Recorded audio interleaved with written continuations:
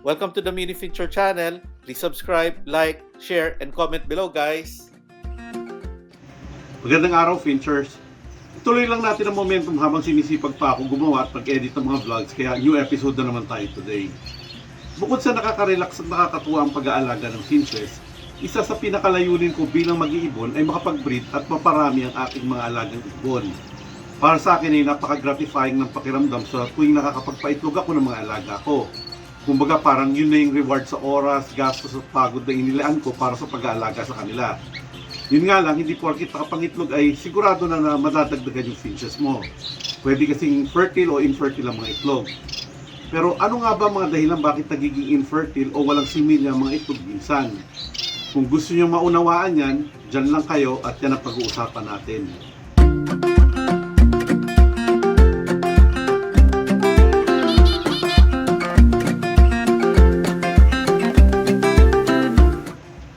Nakaka-frustrate nga naman kung madalas nga na infertile ang mga itlog ng mga finches natin dahil pinaasa lang tayo sa umpisa. Sigurado na excited kayo kung kahit papano, lalong-lalo na kung baguhan ka pa lang o unang beses pa lang nakapagpaitlog. Kaya lang, natural talaga na may mga nagiging infertile na itlog, kaya mainam na alamin natin ang mga pwedeng gawin para maging successful ang pagbe-breed ng finches. Pero bago natin tuloy ito, para mas maintindihan nyo yung usapan natin ngayon, I suggest na panoorin nyo rin yung episode 32 na ginawa ko sa channel na ito. Lalagay ko na lang din ang link ng episode na yan dito sa description ng video na to. Noon kasi na ipaliwanag ko kung paano malalaman kung fertile o infertile ang mga itlog, dahil importante kasi na malaman kaagad yon para kung sakaling infertile ang itlog, mas mabuting tanggalin na lang sa pugad para hindi na masayang ang oras at pagod ng ibon sa paglilimlim. Back to the topic tayo at may ilan akong mga nailistang posible at mga common na mga dahilan kung bakit nagiging infertile ang mga itlog at isa-isahin natin yan.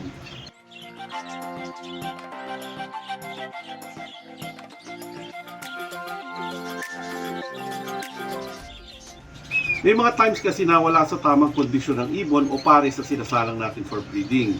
Importante sa pagpapakondisyon ay ang pagbibigay ng tamang pagkain sa mga alaga natin. Kapag malapit na ang breeding season, dapat ay may bigay natin yung mga nutrients na kailangan ng ibon gaya ng egg food na mataas sa protina, cattle bone para sa calcium, at iba-iba pang seeds at mga gulay.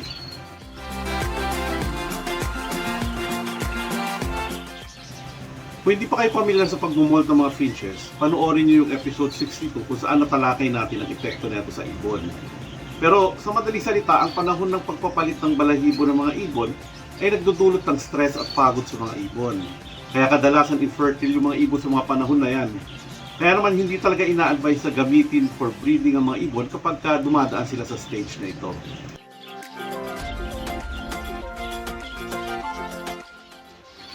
May mga pagkakataon na ang isang ibon o ang magkapares ay may mga diseases na nagiging dahilan kung bakit hindi na-develop o namamatay yung mga embryo nila sa loob ng itlog bago mapisa.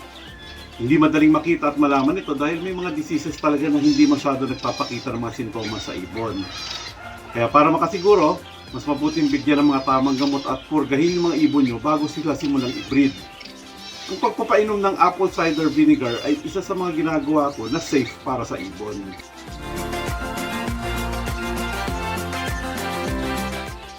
At kababanggit ko lang na dapat ay mapainom at mapurga yung mga ibon bago sila isalang for breeding. Pero maging maingat pa rin kayo sa pagbibigay ng gamot. May mga gamot kasi na may mga side effects na nakaka-apekto temporarily at permanently sa reproductive health ng mga finches. I suggest na maglaan kayo ng at least isang buwan mula sa pagbibigay ng gamot bago nyo sila simulang i-breed. Pwede rin kayo magbigay ng Fertivit na isang multivitamin mix na nakakatulong para sa fertility ng mga itlog.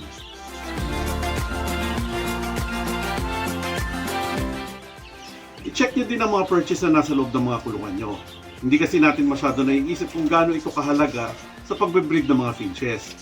Dapat kasi siguraduhin na ang mga purchase ay hindi masyado maalog at tama lang ang kapal para nakakapitan nila ng maayos. Lalong-lalo na kapag sila ay nakadapo dyan para mag-mate. Kapag maalog kasi o hindi nila makapitan yung perch, hindi nila magawa ang pag-mate ng maayos.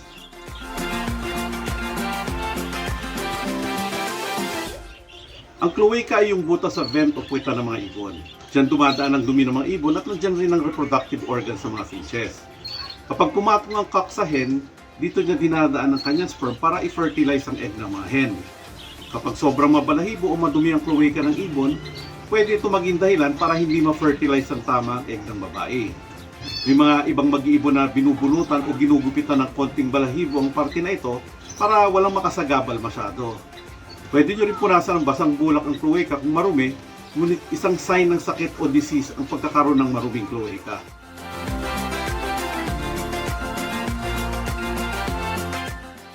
Isa sa common na pagkakamali ng mga baguhan sa pag-aalaga ng finches ay yung pag-identify ng mga lalaki at babaeng ibon. May mga finches kasi na tinatawag na monomorphic na ang ibig sabihin halos pareho yung itsura ng cock at saka hen kung sa appearance lang ang pagbabasihan. Minsan kailangan mo talagang bumase sa behavior ng ibon para ma-distinguish mo ang kanilang kasarian. Kaya nga may mga instances na nangingitlog ang pares pero napakarami ng itlog at lahat infertile. Ganyan ang nangyayari kapag parehong babae ang napagpares nyo.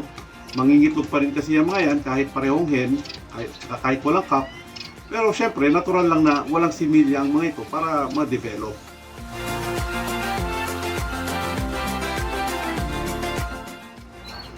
Ang pagiging overweight ng ibon ay isa rin nagiging dahilan sa pagiging infertile ng mga itlog ng mga ibang finches. Actually, hindi naman issue ito sa mga ibang type ng finches, pero very prone sa pagiging obese ang mga finches tulad ng diamond firetail, Goldgen at saka parrot finches. Kapag kasi mataba ang ibon, medyo may kahirapan sa kanilang makipag-mate ng maayos. Ang solusyon dito ay i-monitor ang dami ng pagkain na ibinibigay nyo sa mga ibon para mas maayos ang pangangatawan nila. Importante din na may enough space sa kulungan nila para makalipad-lipad at exercise sa mga ibon.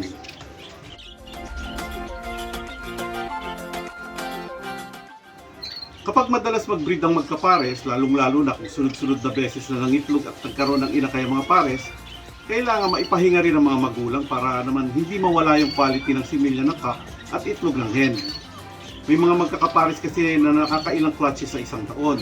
Yung iba naman, kabababa pa lang ng mga inakay ay nangingitlog na kagad.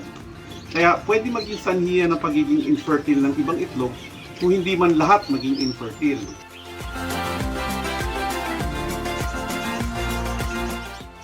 Ang inbreeding ay may kinalaman sa genetics. Madalas mangyari ito sa mga naka-colony setup dahil mas mahirap sila matutukan kung sino-sino ang mga ibon na nagpapares. Hindi kasi talaga dapat pinagpapares ang mga magkakadugo. Ibig sabihin, iwasan natin na pagparisin yung mag-ina, mag-ama o magkapatid ng mga finches. Ang inbreeding kasi ay pinapahina ang genes ng mga ibon at ang epekto nito ay nagiging infertile ang mga itlog. Kung sakali namang ma-develop at mapisa ang itlog, malaki naman ang chance na mahina o may defect ang magiging inakay.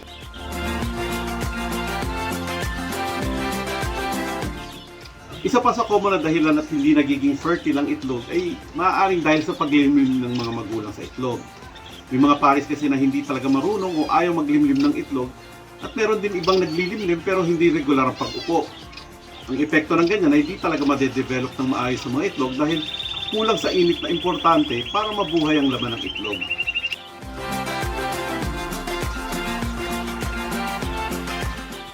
Malaking bagay ang edad ng ibon para maging fertile ang mga itlog. Kailangan kasi nasa tamang edad ang mga pagpaparisin. Kapag sobrang bata o matanda na ang isa o parehong ibon sa pares, mas malaki ang tsansa na hindi magiging fertile ang mga itlog ng mga ito.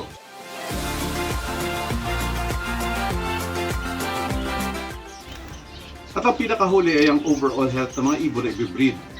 Gumamit lang ng mga healthy na ibon para mas malaki ang posibilidad na maging fertile ang mga itlog, mas maganda ang development ng itlog at maging malusog ang mga ilalabas ng mga inakay.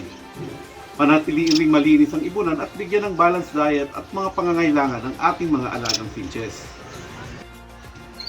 Ngayon, alam nyo na ang mga posibleng rason kaya walang similya ang itlog at hindi nagiging successful ang breeding ng finches.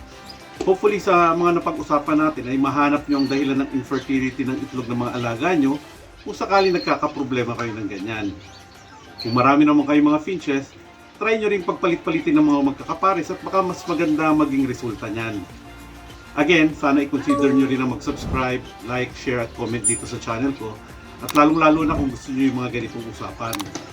Paki-click na rin ang notification bell para malalaman nyo sa tuwing may bago akong upload na video. Shoutout nga pala kay Ms. Yvette Sagia, Ronald Diaz, Jeff Rublico at sa pamilya Codicioso. Kita-kits na lang ulit sa susunod na episode. Salamat at paalam.